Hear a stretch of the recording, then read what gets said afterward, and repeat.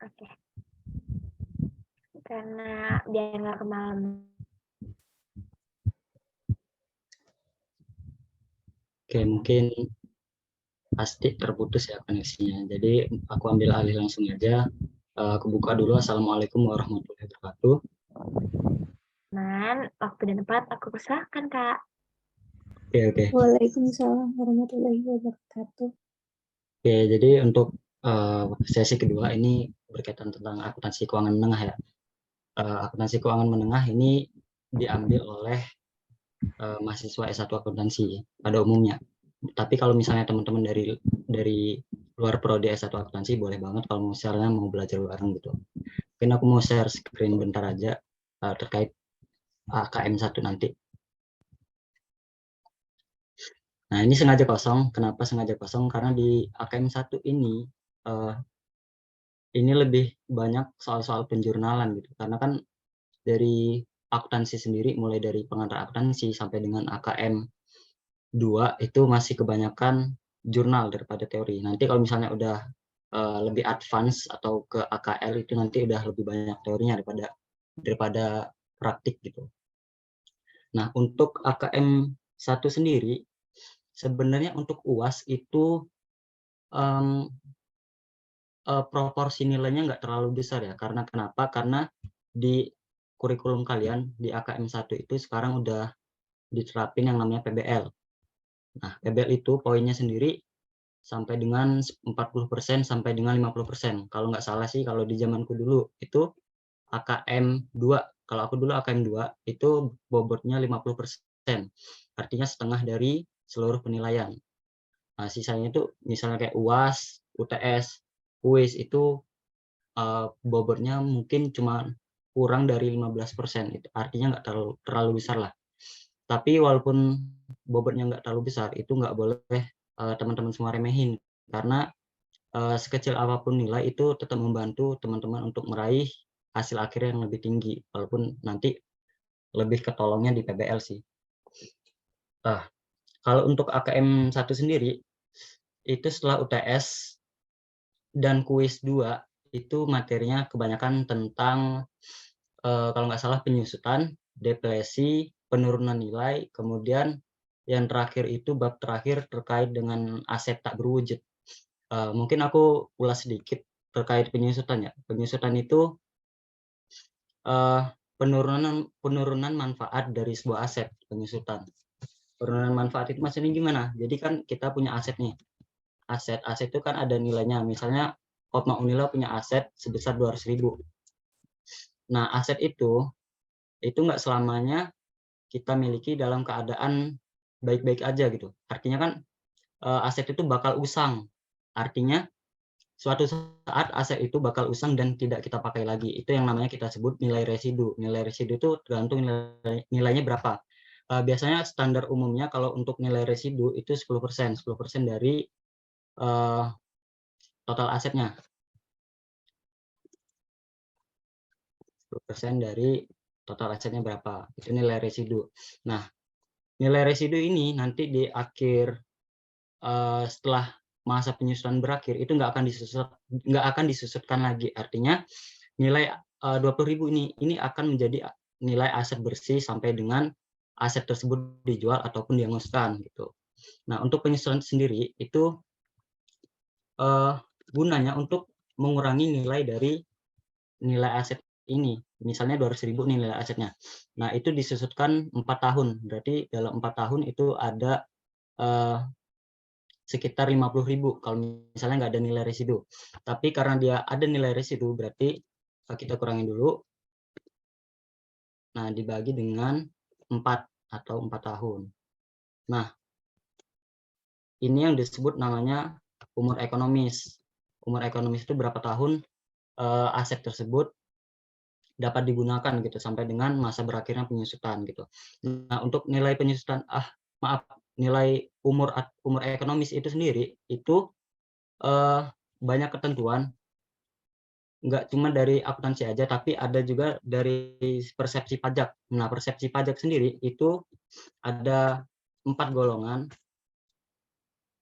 Ada 4 golongan. Dari golongan pertama itu 4 tahun, golongan kedua itu 8 tahun, golongan ketiga itu 16 tahun, dan yang terakhir itu 20 tahun itu menurut pajak. Itu golongan aset tetap. Tapi kalau menurut akuntansi itu dibebaskan dari perusahaan itu sendiri. Misalnya perusahaan itu mau menyusutkan 5 tahun, ya itu nggak apa-apa, sah-sah aja gitu. Asalkan benar-benar ada appraisal-nya, artinya ada penilai dari pihak eksternal perusahaan itu sendiri ataupun dari akuntan auditor gitu. Nah, untuk penyusutan sendiri itu kan ada metodenya. Metodenya itu biasanya yang paling umum digunakan itu garis lurus. Garis lurus itu simpel aja. Garis lurus itu rumusnya nilai aset dikurangin dengan, nggak usah ditulis dulu aja, nilai aset atau harga perolehan aset, kemudian dikurangi nilai residu, lalu dibagi dengan umur ekonomis. Nah, ini garis lurus. Garis lurus ini yang paling umum.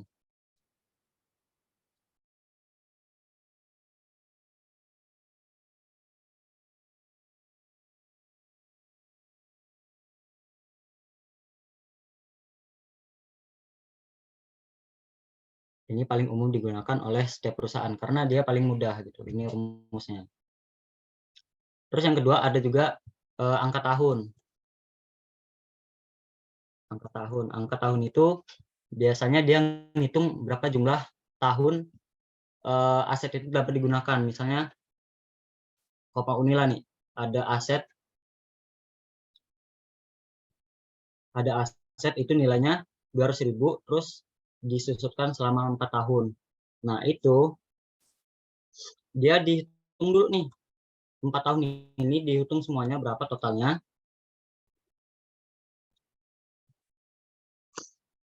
Total dari seluruh tahun itu ditotal. Nah, ini bakal jadi patokan perhitungan fraksi ataupun dasar penyusutan, tarif penyusutannya gitu. Nah, dasar penyusutannya itu berdasarkan nilai seluruh harga perolehan, dasar penyusutan. Misalnya 200.000. Nah, ini nanti bakal disusutkan berdasarkan angka tahun ini nanti. Nah, cara ngitungnya gimana? Nah, cara ngitungnya itu misalnya di tahun pertama. Tahun pertama itu ada sisa waktu berapa tahun sampai dengan aset tersebut disusutkan habis. Misalnya tahun pertama kan masih sisa 4 tahun lagi, berarti 4 tahun dibagi 10 ini. Nah, ini tarifnya 0,4. Kalian nggak apa-apa nggak nulis 0,4 ini. Seperti misalnya 4/10 gitu. Nggak mesti 0,4, nggak apa-apa. Terus di tahun kedua sama, itu bisa dibagi langsung. Selisihnya 3, karena ini tahun kedua berarti tinggal 3 tahun lagi dari waktu habisnya, berarti 3 dibagi dengan 10. Kemudian, aduh, ini enggak, ini.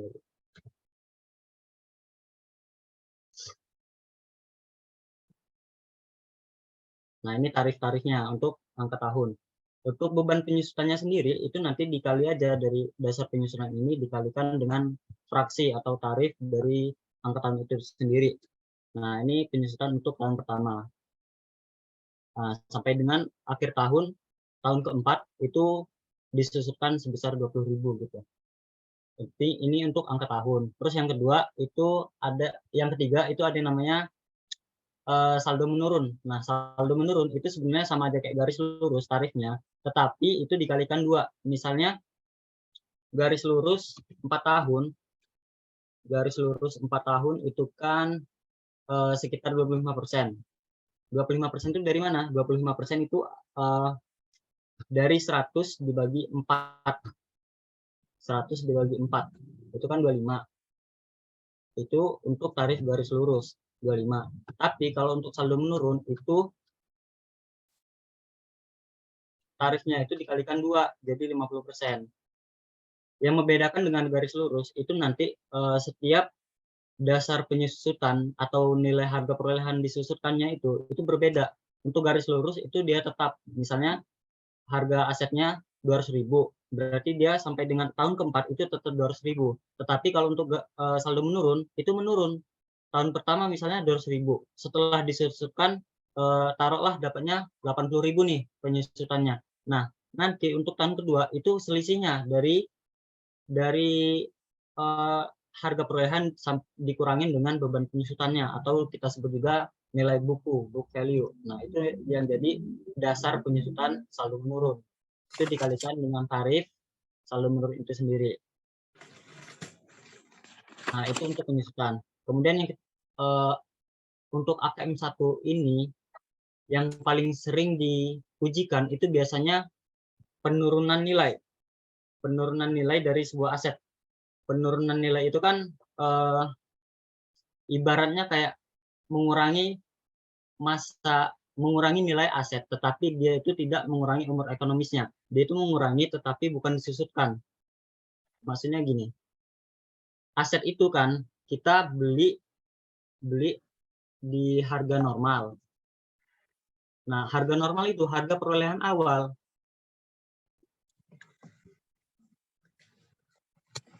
Nah, harga perolehan awal ini itu nggak mesti sampai dengan 2020, misalnya kita beli 2019, harga perolehan awalnya 200.000. Tapi kalau di 2020 itu nggak mesti dia 200.000 lagi, tetapi bisa jadi dia turun. Maksudnya kenapa? Karena kan di setiap dunia, termasuk Indonesia, itu kan nggak lepas dari yang namanya inflasi. Terus ada juga kita ngikutin harga pasar. Itu yang nyebabin kenapa nilai dari sebuah aset itu bisa turun. Contohnya kayak misalnya aset Hopma nih, beli 300.000 di harga perolehan awal. Nah, di 2025 nanti itu bisa jadi harga pasarnya atau nilai wajarnya itu turun jadi 250.000. Nah, ini yang disebut nilai wajar. Nah, itu yang jadi dasar kenapa setiap akuntan di Indonesia ataupun di dunia itu melakukan penilaian aset kembali untuk cari tahu nih berapa sih nilai aset yang turun gitu. Nah, untuk nilai aset yang turun itu sendiri itu ada metodenya. Itu berdasarkan perbandingan antara yang namanya jumlah tercatat dengan yang namanya jumlah terpulihkan. Jumlah terpulihkan itu apa? Jumlah terpulihkan itu mana sih yang lebih tinggi dari nilai wajar dikurangin dengan biaya untuk menjual aset tersebut sampai lunas gitu. Terus yang kedua, mana yang lebih tinggi dari yang namanya nilai pakai. Nilai pakai. Yang lebih tinggi.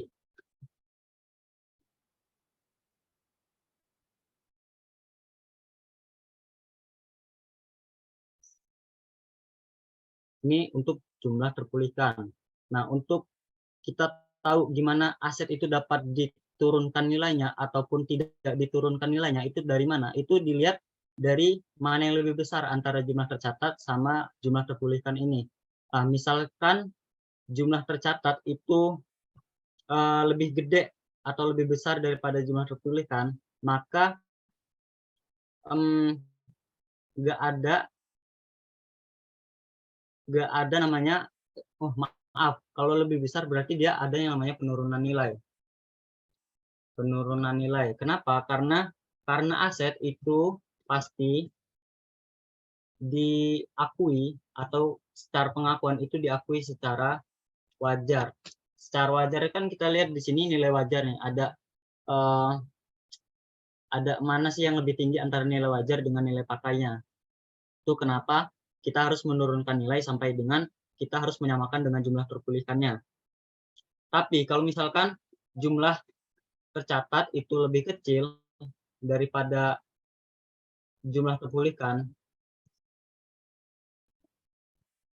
itu lebih kecil nih. Nah, itu kita tidak menurunkan nilai aset tersebut nggak apa-apa. Karena kenapa? Karena nilai aset kita itu sendiri lebih kecil nih daripada nilai pasar. Maka dari itu kita tidak harus atau tidak wajib untuk menurunkan nilai. Itu yang disebut namanya penurunan nilai. Nanti untuk jurnalnya sendiri lebih baik kita langsung praktek ke soal aja. Terus yang ketiga itu ada lagi yang namanya deplesi. Deplesi itu singkatnya sama kayak penyusutan. Deplesi itu sama aja kayak penyusutan. Tapi apa yang disusutkan? Kalau misalnya penyusutan itu kan pasti kita nyusutin sebuah aset nih. Tapi untuk deplesi itu beda lagi. Yang disusutkan bukan aset, tetapi sumber daya alam. Inilah yang disebut deplesi. Kalau misalnya penyusutan biasa, itu kita nyusutin aset, aset tetap, ataupun bangunan, kendaraan, peralatan, itu kita susutin. Nah, kalau untuk deplesi, itu sumber daya alam. Kayak misalnya perusahaan tambang nih, perusahaan Adaro Energi. Itu kan mereka memiliki tambang untuk energi nih. Nah, itu disusutkan namanya deplesi. Sama aja kayak beban penyusutan biasa. Untuk jurnal sendiri nggak jauh beda sama beban penyusutan dan akumulasi penyusutan. Cuma yang membedakan itu namanya aja gitu. Oke. Terus setelah deplesi itu ada lagi untuk AKM 1 itu namanya aset tak berwujud. Aset tak berwujud itu ada banyak macamnya. Misalnya aset yang berdasarkan pelanggan, terus ada juga aset yang berdasarkan teknologi. Nah, untuk koma sendiri itu kita menggunakan aset yang berdasarkan lisensi.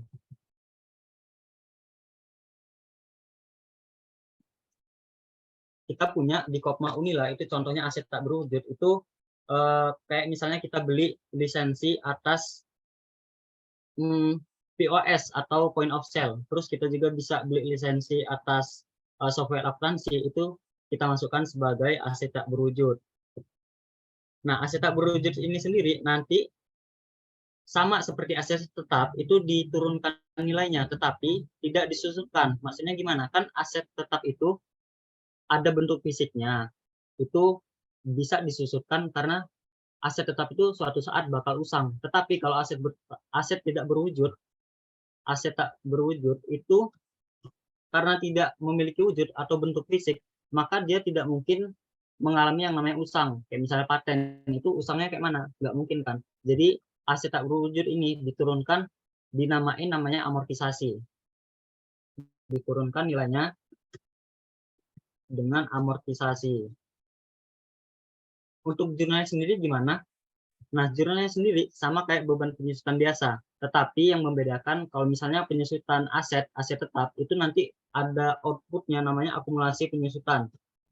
Nah, kalau untuk aset tak berwujud sendiri, itu nggak ada yang namanya akumulasi penyusutan, tetapi dia langsung mengurangi nilai aset itu sendiri. Misalnya nih, Kopma Unila punya aset tak berwujud 2 juta.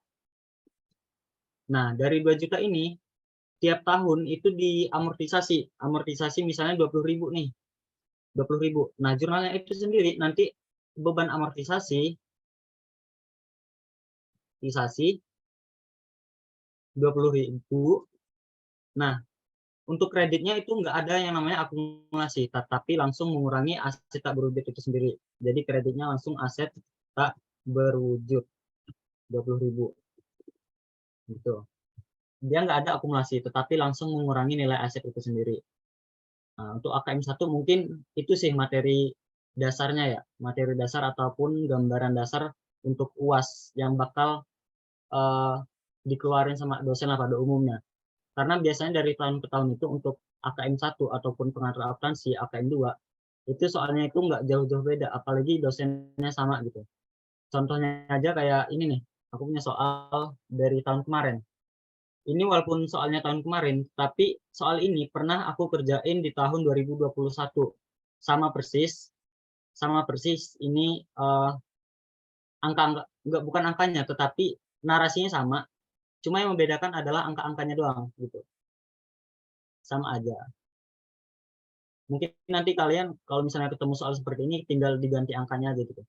Nah, dari sini nanti kita coba pecahin gimana sih cara mencari masalah dari soal-soal ini dari spreadsheet langsung gitu ya. Sebenarnya untuk AKM sendiri soalnya itu sudah pernah aku kerjain, tetapi dia dalam bentuk Word, karena kan dia jawaban ujian langsung tuh, karena dia sama soalnya. Nah, tapi karena dia beda angka, jadi aku nggak buat lagi di Excel. Makanya aku nanti minta teman-teman semua untuk sama-sama nih kita belajar bareng, ngitung berapa sih hasil jawaban yang benar gitu. Nah, ini untuk nomor 1 dulu. Nomor 1,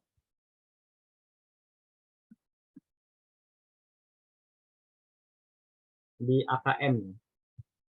Pada tanggal 5 Januari 2021, PT Aneka Usaha membeli PT Jaya Abadi dengan harga 15 miliar. Nilai wajar aset PT Jaya Abadi pada saat transaksi sebesar 19 miliar dan nilai seluruh utangnya adalah 5 miliar. Kemudian kita disuruh minta buat perhitungan dan jurnal yang dilakukan PT Aneka Usaha untuk transaksi tersebut. Berarti ini kita jurnalnya sebagai PT Aneka yang ngebeli PT Jaya Abadi. Kita yang ngeluarin kas gitu untuk transaksi tersebut dan mengakui nilai goodwill jika ada. Nilai goodwill itu berarti kita mainnya ke aset tak berwujud. Nah, aset tak berwujud itu sendiri salah satunya itu ada yang namanya goodwill. Nah, ini kita hitung. Cara menghitung goodwill itu ada yang tahu nggak?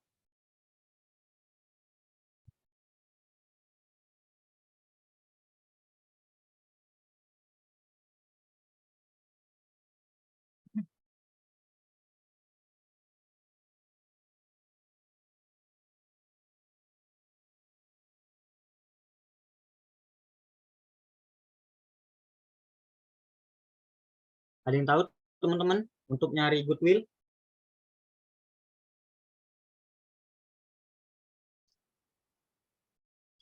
Ini materi AKM 1, tetapi nanti di AKL 1 ataupun akuntansi keuangan lanjutan 1 itu nanti keluar lagi nih yang namanya goodwill, karena di AKL 1 kita belajar yang namanya merger, akuisisi, konsolidasi. Itu kita belajar.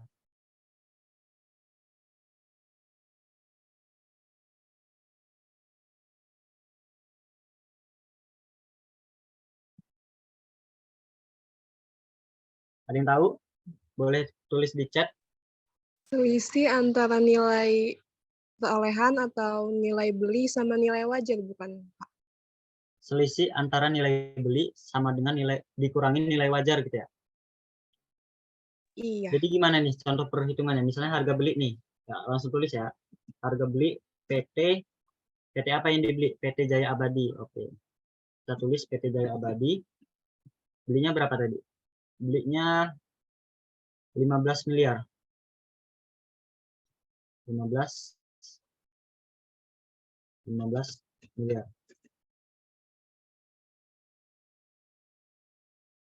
Kita ganti rupiah dulu.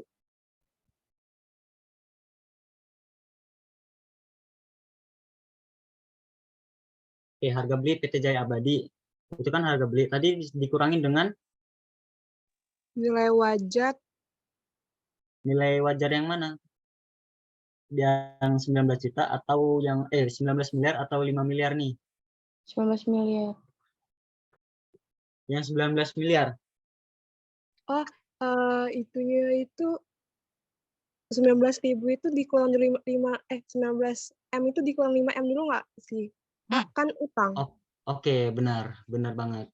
Jadi sebenarnya untuk nilai goodwill itu selisih dari harga beli kita memperoleh perusahaan tersebut dikurangin dengan yang namanya aset neto. Aset neto. Nah, aset neto ini sendiri itu nilai wajar aset dikurangin dengan semua utang yang dimiliki perusahaan itu. Nah, kan di sini kita tahu nih nilai wajar asetnya 19 miliar. Terus nilai utangnya itu 5 miliar. Berarti aset netonya itu selisih dari dua angka ini nih. 19 miliar dikurangin dengan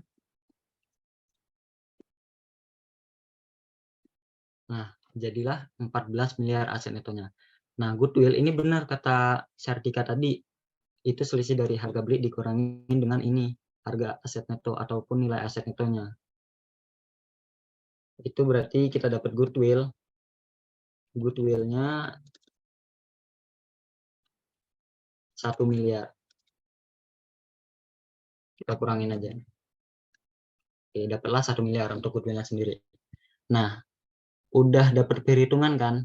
Nah, diminta tadi soalnya itu dibuat jurnal.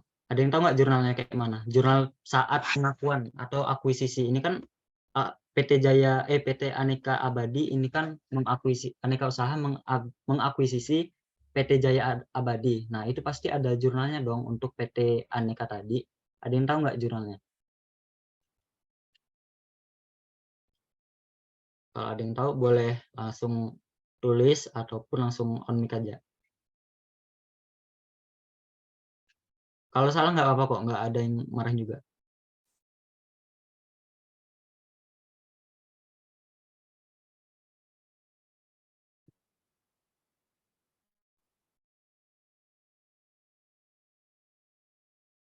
Pasti dikurangin liabilitas.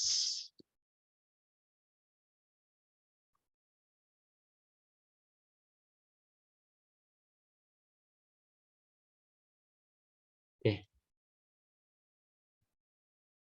Ada yang tahu jurnalnya? Jurnalnya udah pasti dong. Yang pertama pasti kasnya di kredit. Nah, selain itu ada lagi nggak? Tanggal berapa ini? Tanggal 5 Januari 2000. Asetnya di debit sama goodwill-nya di debit bukan, Kak? Terus liabilitas dan kasnya di kredit. Gimana boleh ulangin? Aset dan goodwill-nya di debit, liabilitas Aset. dan kasnya di kredit. Oke, bener banget. Berapa nih kalau boleh tahu nilainya? Nilai masing-masingnya.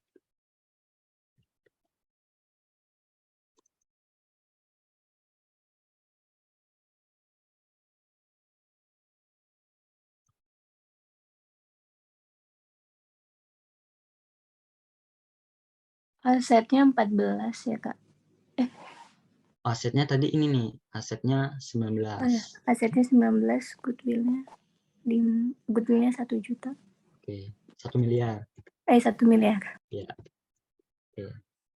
Benar banget. Liabilitasnya berarti 5 miliar. Dan kasnya tadi itu harga belinya tadi. Oke, sekarang kita cari jumlahnya dulu. Oke, 20 miliar. Ini 20 miliar. Oke, sama berarti ya. Ini berarti jurnalnya. Jurnal saat akuisisi. Kita namain jurnal saat akuisisi ataupun membeli perusahaan. Nah, dari goodwill ini kan pasti ada namanya amortisasi kayak yang aku jelasin tadi kan. Di sheet sebelumnya ini kan hasil tak berwujud itu pasti disusutkan ataupun diturunkan nilainya, dikurangin namanya beban amortisasi gitu. Ada yang tahu nggak untuk mengamortisasi goodwill ini gimana jurnalnya? Misalnya nih goodwill-nya punya umur, asumsi goodwill punya umur ekonomis selama ambil aja 20 tahun. Ambil aja 20 tahun, berapa amortisasinya per tahun? Ada yang tahu cara ngitungnya gimana? 1 juta dibagi 20, hasilnya 50.000, jadi beban amortisasi pada goodwill 50.000. Oke, Gitu kan, benar. Kak? Iya, siap, benar. Jadi rumusnya itu goodwill dibagi dengan tahun. Ini rumusnya. Ini rumusnya untuk cari berapa nilai amortisasinya. Goodwill-nya tadi berapa? 1 miliar dibagi sama berapa umur ekonomisnya. Dibagi aja. Lah 50 juta.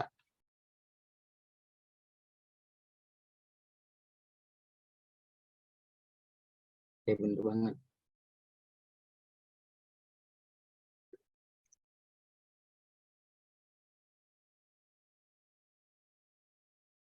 Oke, Jadi untuk jurnalnya tadi benar katanya Rasti, itu beban amortisasi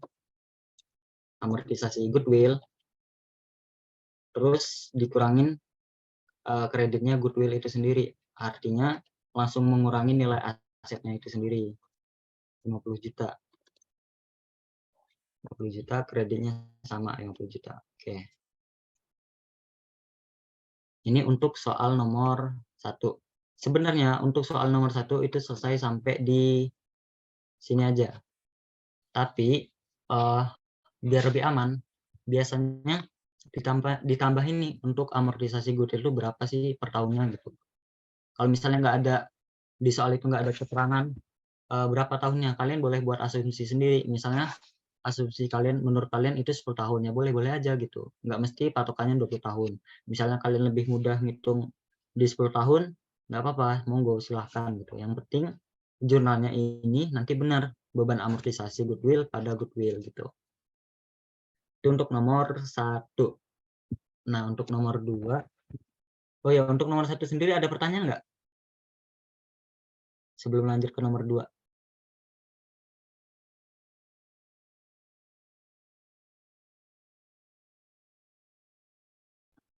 Ada pertanyaan?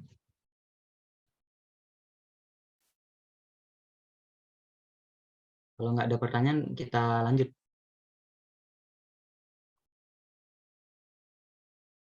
Lanjut ke nomor 2.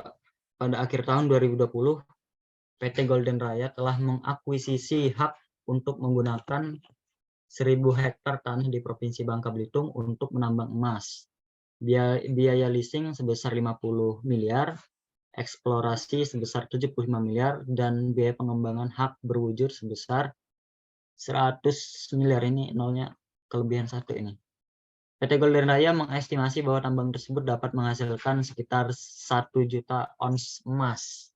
Nah, ini diminta yang pertama menghitung besaran depresi yang ditetapkan oleh PT Golden Raya, dan yang kedua itu kita buat jurnal untuk mencatat depresi jika tahun 2021 perusahaan menambang 150.000 ons emas. Nah, yang berarti yang pertama kita cari dulu berapa besaran depresinya per tahun. Yang pertama A, besaran depresi yang ditetapkan PT Golden tadi ya. PT Golden. Oke, benar. PT Golden. Nah, ada yang tahu nggak ini cara nyari berapa perhitungan besaran depresinya? Rumusnya. Total cost dikurang residual value dibagi estimasi unit available, Kak. Total cost dikurang Residual value dibagi total estimate units available. Oke, dibagi dengan umur ya, singkatnya ya. Taksiran total hasil ataupun target berapa sih yang dihasilkan dari yang diminta gitu. Oh, aset sih hasil. Oke.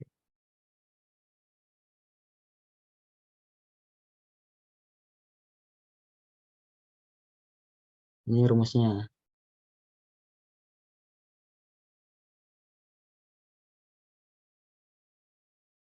Oke, ini rumusnya untuk dari beban depresi sendiri. Sekarang kita lihat lagi soal. Itu kita lihat untuk kosnya sendiri, yang pertama biaya lease atau kita sebut juga semacam sewa guna ya. Lease itu sewa guna. Terus ada juga biaya eksplorasi. Terus yang ketiga biaya pengembangan hak berwujud. Biaya lease ini berarti biaya pra eksplorasi ya. Terus ini eksplorasi dan ini pascanya. Berarti kita totalin semua. Untuk residualnya nggak ada, berarti 0. Berarti beban depresinya itu seluruh kos tadi itu 50 miliar ditambah 75 miliar ditambah 100 miliar. Oke. 50 miliar ditambah 75 miliar ditambah dengan 100 miliar. Oke, dapatlah sekitar 125 miliar. Transaksinya. Oke, 125 miliar. Kok ada 100 ribunya? Oke, bentar. Nah, ini dia 126 miliar. Ini untuk total cost. Terus taksiran total hasil ini yang disebut hasil estimasi. Hasil estimasinya berapa dari tambang tersebut. Di sini disebutin 1 juta ons emas. Berarti kita tulis 1 juta ons. Kak, maaf, kayaknya itu bukan Kak, itu kayaknya kayaknya kurang. kayaknya 225 deh, Kak. 225 ya? Oh, nolnya kurang ini kayaknya. Sabar.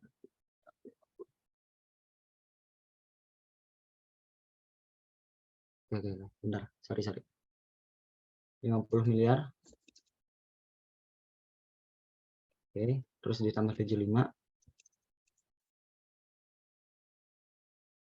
Oke, terus ditambah 100 miliar. Oke, 225 ya? Oke, benar. Terus taksiran total hasil itu estimasinya tadi dapat 1 juta ons emas. Oke. 1 juta ons emas. Nanti di sini kita hitung berapa beban deflasinya. Angka. Oke. Ini tinggal dibagi aja. Berarti dapat beban deflasinya itu per tahun ataupun per ons, bukan per tahun ya. Per ons itu berarti sekitar 225.000 per ons. 225.000 per ons. Oke. Per ons emas. Ini untuk beban deflasinya. Ini udah ketemu nih nomor A-nya. Sekarang diminta jurnal untuk mencatat deflasi jika tahun 2021 perusahaan itu menambang 150.000 ons emas. Nah, di tahun 2021 itu perusahaan itu dapat emasnya sebanyak 150.000 tadi. Ada yang tahu nggak jurnalnya gimana? Inventory pada akumulasi deflasi. Deflasi. Inventory. Ya, persediaan. Ya enggak sih, Kak? Enggak. Jadi dia untuk deflasi sendiri langsung beban. Karena dia kan jatuhnya sama kayak ini, penyusutan nih. Kalau penyusutan kan pasti dibebankan tuh. Sama juga kayak deflasi itu dia membebankan berapa sih penurunan dari taksiran total hasil yang diperoleh dari PT Golden itu atas tambang. Jadi jurnalnya yang lebih tepat itu ada namanya beban deflasi. Beban deflasi dan itu kreditnya itu akumulasi deflasi emas. Karena ini bentuknya emas berarti akumulasi deflasi emas ataupun ditulis akumulasi deflasi aja nggak apa-apa. Akumulasi deflasi. Maaf, Kak, tapi kok Ya. di buku Kieso kesediaan ya, Kak? Persediaan. Mm-mm. Itu untuk yang mana tuh? Untuk menyusutkan deflasi atau gimana? Misalnya nih, Kak, soalnya tuh jika McClade mengekstraksi peraknya sebesar 25.000 per ons pada tahun pertama, maka deflasi untuk tahun tersebut sebesar, misalnya nih yang tadi beban deflasinya $10, 10 euro. Nah, dia mengekstraksi pada tahun pertamanya 25.000. Jadi kan dikali aja tuh, Kak. Nah, jurnalnya inventory pada akumulasi deflasi. Inventory. Itu deflasi. Iya.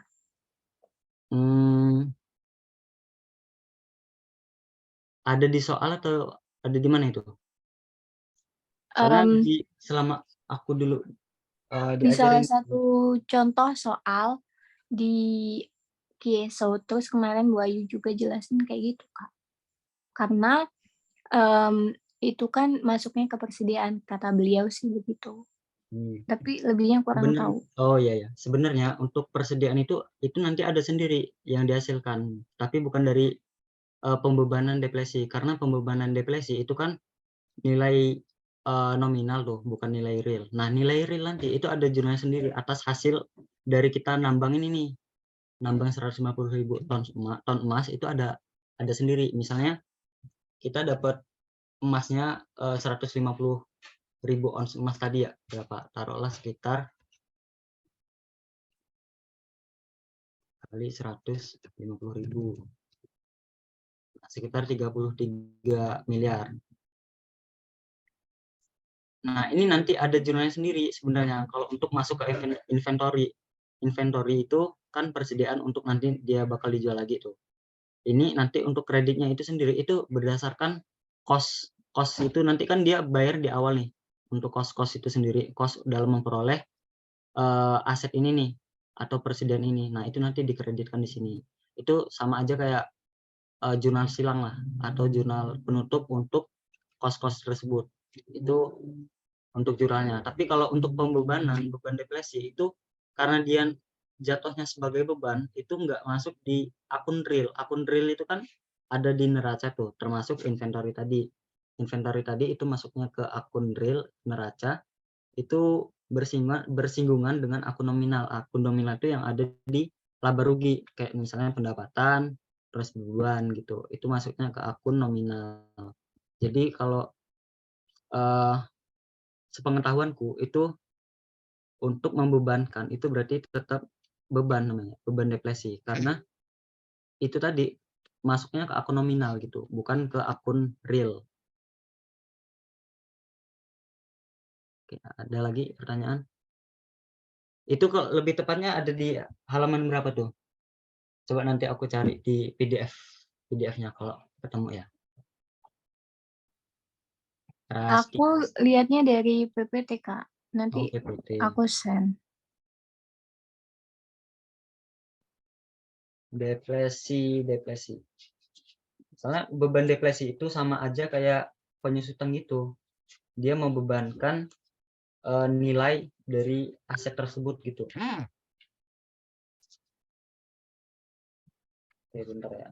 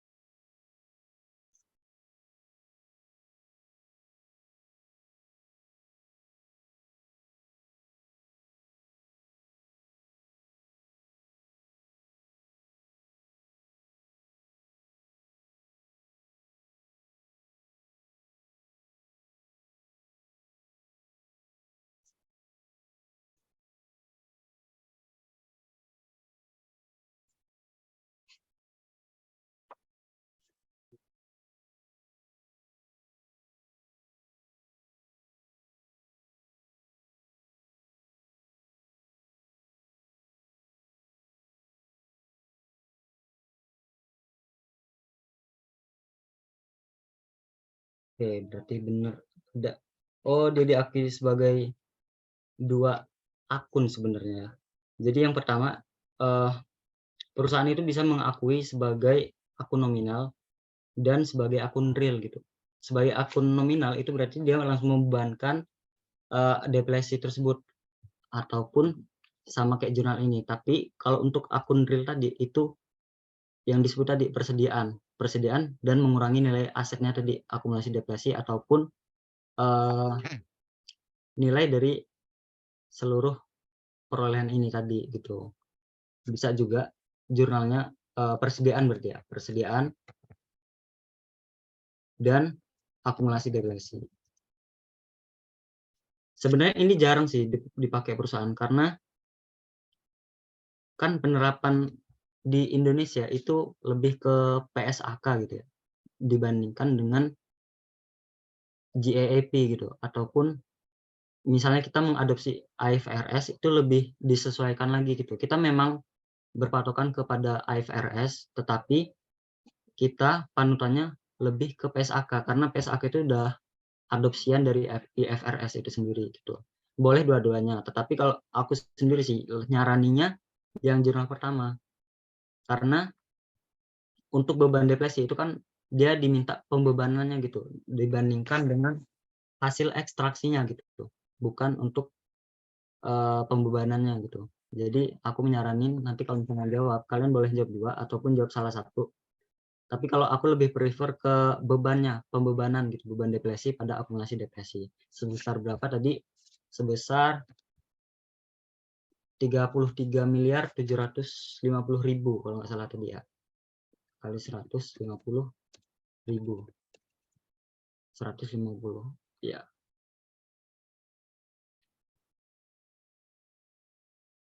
Oke. Oke, thank you. Oke.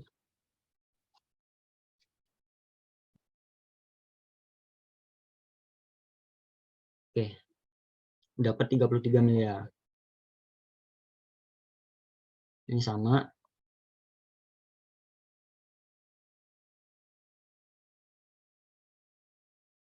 Oke. Ini untuk nomor 2 yang B, A dan B. Untuk besaran depresi kita dapatnya 225.000 per ons emas dan untuk jurnalnya itu beban depresi pada akumulasi depresi sebesar 33.750.000. Ini kebanyakan ya. Oke. Oke, ini dia.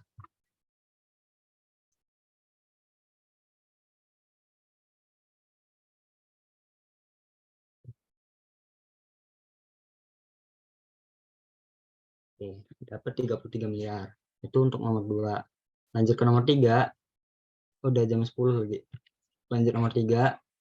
Itu kita diminta berikut informasi yang berhubungan dengan pengujian nilai peralatan yang dimiliki PT ABC. Berarti menguji kembali ya. Karena dia menguji kembali, kita melihat yang namanya revaluasi aset. Revaluasi aset itu tadi yang aku bilang dihasilkan untuk memperoleh nilai aset yang sebenarnya. Kalau misalnya dia lebih rendah daripada nilai tercatat, berarti dia bakal diturunkan nilainya. Tapi kalau misalnya lebih tinggi, itu nggak diturunkan nilainya, karena nilai kita lebih kecil daripada nilai pasar. Di sini kita lihat biaya perolehan peralatan 9 juta, akumulasi penjualan 1 juta, oke. Nilai pakai 7 juta, nilai wajar 4,8 juta, oke. Pada tanggal 31 Desember, peralatan memiliki sisa umur manfaat 4 tahun. Oke. Lanjut, ini atas penurunan nilai peralatan pada tanggal 31 Desember 2020. Dan yang kedua, mencatat beban penyusutan pada tahun 2021. Oke, berarti kita nyari yang namanya, untuk nomor 3 ini kita cari 2 hal. Yang pertama jumlah tercatat. Dan yang kedua itu jumlah terpulihkan. Nah, jumlah tercatat tadi, ini yang aku bilang tadi, biaya perolehan dikurangin dengan akumulasi penyusutan ataupun nilai buku. Jumlah tercatat itu sama dengan nilai buku. Nilai buku tadi berarti kita dapatnya sekitar 8 juta. Kenapa 8 juta? Karena biaya perolehan tadi kan 9 juta, terus dikurangin dengan akumulasi penyusutan 9 juta, dikurangin dengan akumulasi penyusutan 1 juta. Nah, ini dapatlah jumlah tercatatnya 8 juta. Nah, langkah kedua, kita cari yang namanya jumlah terpulihkan. Nah, jumlah terpulihkan tadi, kan udah aku bilang tadi, itu mana yang lebih tinggi antara nilai pakai ataupun nilai wajar dikurangin biaya untuk menjual aset. Ini mana yang lebih tinggi, itu namanya jumlah terpulihkan. Nah, kita lihat di sini nilai pakainya 7 juta dan nilai wajar 4,8 juta. Berarti nilai jumlah terpulihkan itu yang lebih tinggi. Itu yang lebih tinggi kan nilai pakai. Berarti nilai pakai itu dipakai sebagai acuan untuk jumlah terpulihkan. Itu 7 juta. Nah, Ini untuk jumlah terpulihkan. Selanjutnya, kita lihat lagi nih. Mana sih yang lebih besar gitu kan. Kita bisa lihat nih, yang lebih besar jumlah tercatatnya. Artinya, karena jumlah tercatat di buku kita itu lebih besar daripada nilai pasar ataupun nilai wajar, itu kita punya opsi untuk menurunkan nilai aset kita ke harga pasar. Kenapa? Karena kan ketika perusahaan kita likuidasi nih, pasti aset kita itu bakal dijual semua. Nah, nilai aset kita itu enggak dijual berdasarkan nilai buku, tetapi nilai wajar pasar yang ada di pasar gitu. Nilai wajarnya berapa gitu. Nah, maka dari itu perusahaan itu punya opsi, sebenarnya nggak wajib sih, tapi ada opsi yang lebih bagus itu untuk menyesuaikan atau menurunkan nilainya kepada harga pasar ataupun jumlah terpulihkan itu sendiri. Jadi ini jatuhnya dapat diturunkan nilainya. Oke. Nah, penurunan nilainya berapa? Ya udah, gampang, itu selisihnya berarti. Selisih perhitungan nilai. Perhitungan penurunan nilai. Oke, perhitungan penurunan nilai itu rumusnya tadi itu sama dengan jumlah tercatat dikurangi dengan jumlah terpulihkannya berapa.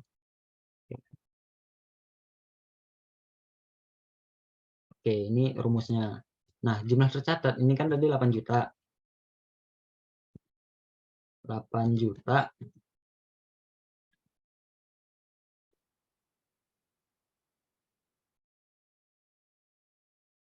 dikurangin dengan jumlah terpulihkannya 7 juta rupiah.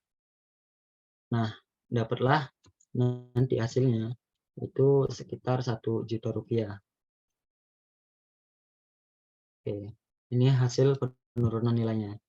Kemudian nanti pasti kalau udah dilihat ataupun kita udah dapat perhitungan nilai, pasti diminta yang namanya jurnalan.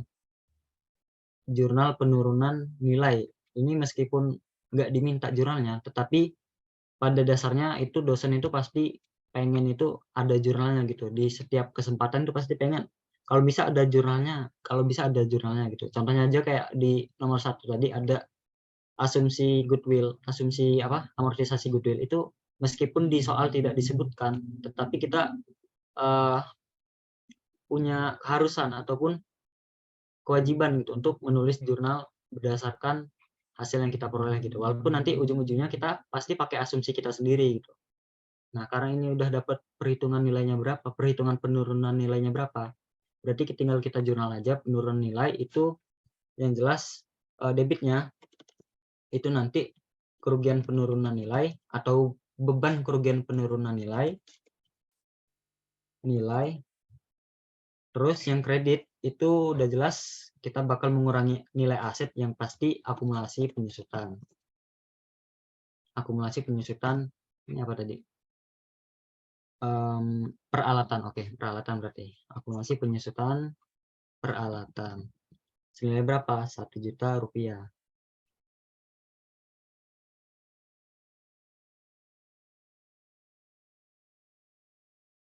Oke. Ini untuk hasilnya.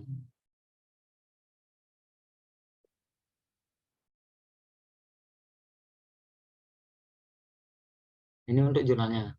Terus dari jurnal ini nanti efeknya apa sih ke aset? Nah, karena dia kan ada akumulasi penyusutan peralatan, pasti dia hasilnya bakal atau mengurangi nilai dari aset tersebut. Nanti jatuhnya sebagai nilai buku yang baru, nilai buku baru. Akumulasi penyusutan tadi sebelumnya ada 1 juta ditambah dengan 1 juta. Berarti nilai buku dia yang sekarang itu dapat sekitar 7 juta rupiah. Itu untuk nilai buku yang baru. Nah, udah dapat nilai buku yang baru ini, itu diminta beban penyusutan tahun 2021. Nah, penyusutan kita itu nggak pakai yang 8 juta ini lagi. Kita udah pakai yang 7 juta ini atau yang terbaru gitu. Karena kita sudah menurunkan nilainya di periode sebelumnya gitu. jurnalnya itu nanti jurnalnya sama aja kayak jurnal penyusutan biasa, tapi nanti perhitungannya itu berbeda. Beban penyusutan, peralatan pada akumulasi penyusutan. Akumulasi penyusutan peralatan. Oke. Itu berapa sih nilainya? Oke, nilainya nanti itu pakai nilai buku yang baru itu kita lihat tadi di sini untuk pada tanggal 31 Desember peralatan memiliki sisa umur manfaat 4 tahun. Berarti itu tinggal dibagi aja. 7 juta dibagi 4. 7 juta dibagi dengan 4 tahun. Nah, dapatlah 1,7. Ini untuk jurnalnya nanti. Oke.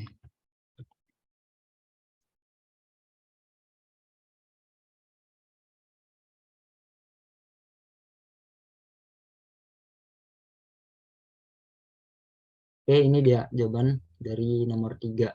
Nomor 3 ada pertanyaan nggak?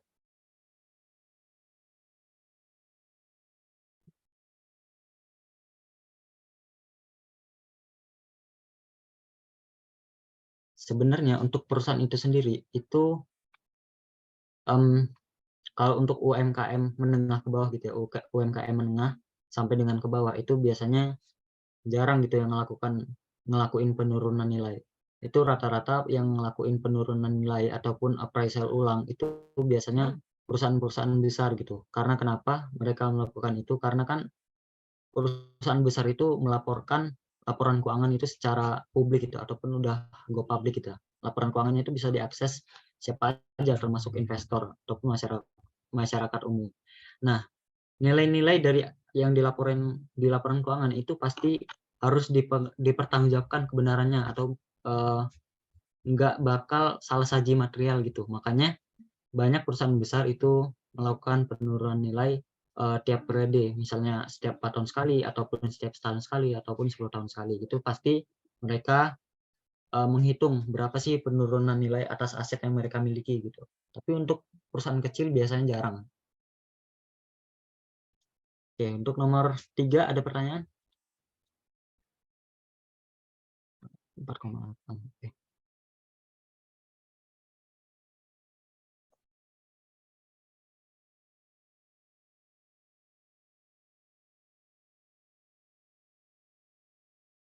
Boleh ditanya lewat chat ataupun on mic langsung ya.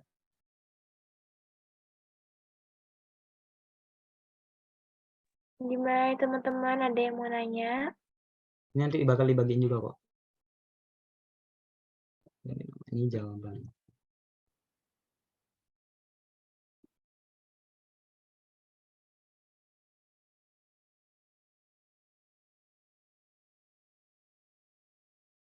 Kayaknya udah pada jelas deh Kak sama pemaparan materi dari Kakak tadi pembahasannya. Makanya nggak ada yang mau nanya. Boleh. Mungkin ada juga yang bingung mungkin. Bisa jadi. Iya. Gimana guys, apa kalian sudah lelah? Tadi Ini di-record praktek kan ya? terus lanjut AKM. Di-record kan ini? Iya, ini di record Kakak. Nanti bakal dibagiin juga. Oke.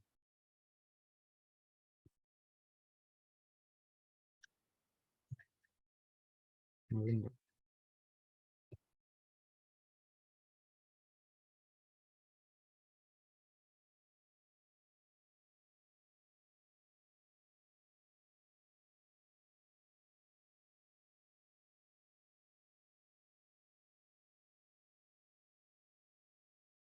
Ayo guys, yang mau nanya jangan malu-malu ngomong sama Kak Iqbalnya langsung nih di sini. Bisa raise hand aja atau langsung open mic-nya. Atau kalau misalnya itu bisa coba di chat aja pertanyaannya. Ya. Untuk AKM sendiri sebenarnya jangan khawatir sih kalau UAS ya. Karena kan yang paling besar itu bobotnya udah jelas sih AKM PBL gitu. PBL itu sampai 50% sendiri gitu. Jadi sebenarnya kalian fokusnya harus lebih ke PBL sih daripada untuk ujian-ujian gitu. Tapi ya tetap nggak boleh diremehin juga. Kak, aku mau nanya. Oh, boleh. Tadi nilai buku barunya jadi yang nomor 3, jadi 7 juta itu dia dari mana ya? Oke. Nilai buku jadi 7 juta kan. Nah, nilai buku itu kan sama dengan jumlah tercatat. Nah, jumlah tercatat itu kita tahunya dari di sini aja. Nilai buku itu sama dengan harga perolehan aset ataupun nilai aset dikurangin dengan akumulasi penyusutannya. Akumulasi penyusutan. Nah, di sini kita udah lihat sebelumnya, sebelum kita turunin nilainya, itu ini udah ada akumulasi penyusutan sebesar 1 juta nih. Berarti kan nilai tercatatnya sisanya 8 juta, karena 9 dikurangi 1 gitu. Nah, karena udah kita turunin nilainya, terus berturut, asetnya itu turun nilainya 1 juta, kita kreditkan akumulasi penyusutan peralatan 1 juta, karena untuk mengurangi dari nilai buku itu sendiri ke 7 juta. Nah, 7 juta ini bisa kita ambil dari jumlah terpulihkan ini, bisa kita ambil dari sini langsung, ataupun kita juga bisa ngitung manual dari jumlah tercatat ini dikurangin dengan akumulasi penyusutan tambahan ini. Akumulasi penyusutan tambahan ini 1 juta ini. Jadi dapatlah 7 juta. Bisa juga nanti kalau misalnya perusahaan itu cuma punya satu aset nih, misalnya cuma punya peralatan gitu, itu udah diturunin nilainya. Nanti kan di neraca itu pasti kelihatan tuh akumulasi penyusutan berapa tuh totalnya. Misalnya sebelumnya 1 juta ditambah lagi 1 juta kan 2 juta, kelihatan di neraca. Nah, karena udah ada akumulasi penyusutan 2 juta, ya udah dikurangin aja. Harga perolehan aset tadi dikurangin total akumulasi penyusutan itu. 9 dikurangin 2 juta tadi, dapatlah 7 juta. Gitu. Oke, Kak, ngerti. Makasih. Oke. Bisa langsung diambil dari sini sih simpelnya, jumlah terpulihkan. Karena pada dasarnya kita nilai buku itu menyamakan dengan harga pasar gitu. Nah, harga pasar itu kan kita taunya dari jumlah terpulihkan. Itu sih. Ada lagi? Izin bertanya dong, yang 33.750 itu dapatnya dari mana penjumlahannya? Oke, 33.750.000. Nah, di sini kan kita tahu beban depresi per ons emasnya itu 225.000 kan.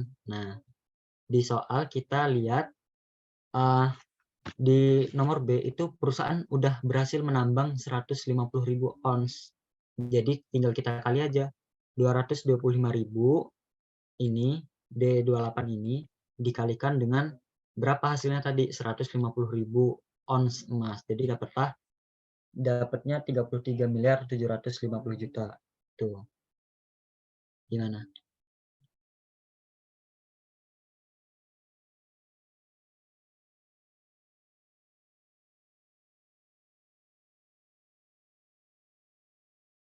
Rp150.000 dikali dengan 225.000. Itu hasilnya. Ada lagi? Oke.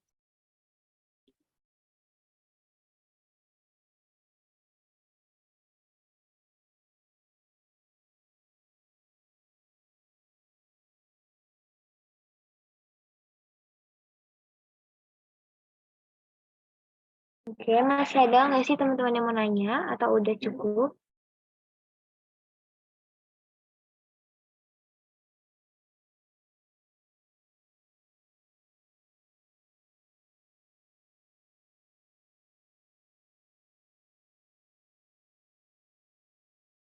Oke, cukup ya. Ini nanti bakal dibagi kok. Ya, mungkin udah pada jelas ya guys. Nah, pemaparan dari Kak Iqbal. Oke, aku mau bilang makasih buat Kak Iqbal udah nyampein penjelasan tentang AKM, sama Kak Sela juga tadi udah ngasih penjelasan tentang statek. Mungkin sebelum aku tutup, kita mau foto bareng dulu nggak ini Kak Ecin? Boleh. Teman-teman boleh open kameranya semua ya. Ini kan udah malam, jadi biar bisa cepet-cepet istirahat, kita dokumentasi dulu ya. Nanti kita lanjut bareng-bareng hari besok pagi. Ayo open kameranya semua.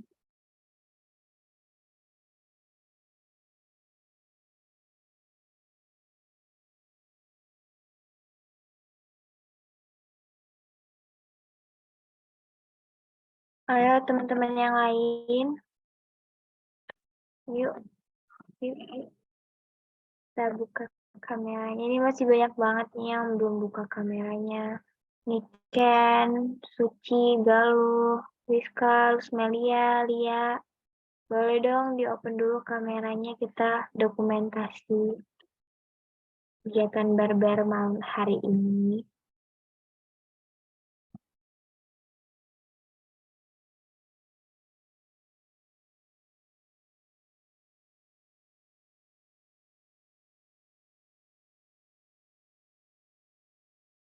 Ayo on cam guys.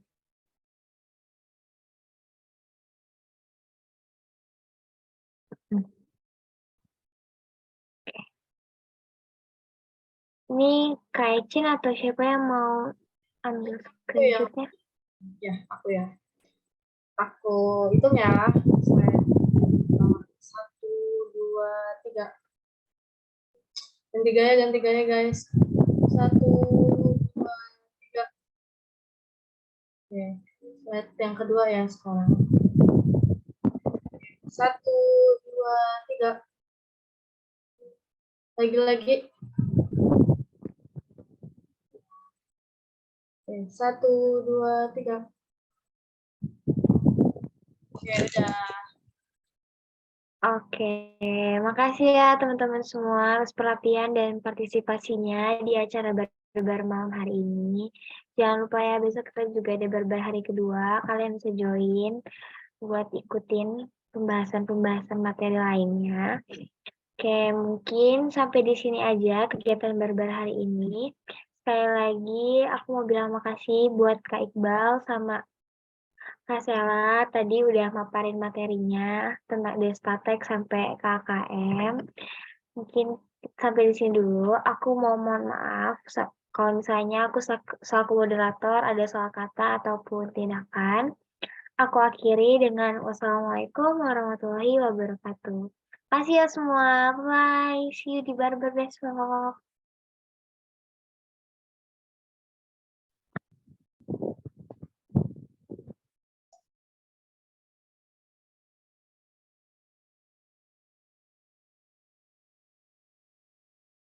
Ya, semoga wasya lancar semuanya. Selamat istirahat.